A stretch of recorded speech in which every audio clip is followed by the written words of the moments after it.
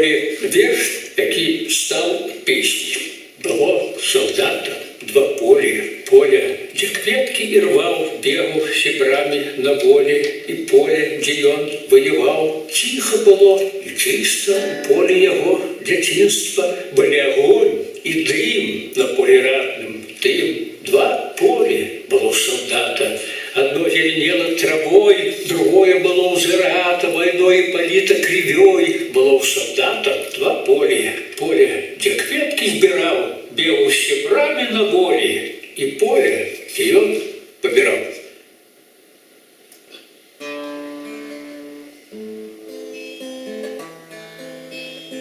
Было у солдата два полі, поле, где кветки мир рвал, бегал с сябрами на воле, и поле, где он воевал.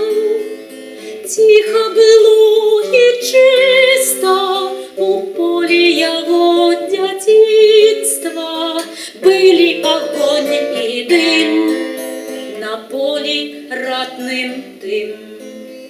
Тихо было и чисто у поля его дитинства, были огонь и дым, на поле ратным дым. Два поля было у солдата, одно зеленело травой, другое было у зарата войной и полито кривей.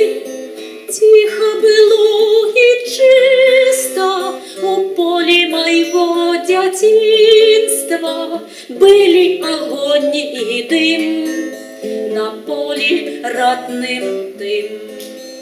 Тихо было и чисто у поля моего дитинства, были огонь и дым, на поле ратным дым.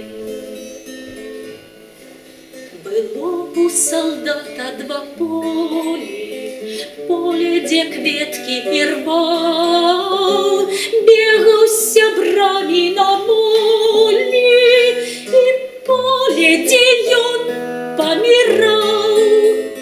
Тихо было и чисто у поля его дитинства, были огонь и дым, на поле ратным дым. Тихо было и чисто у поля его дитинства, были огонь и дым.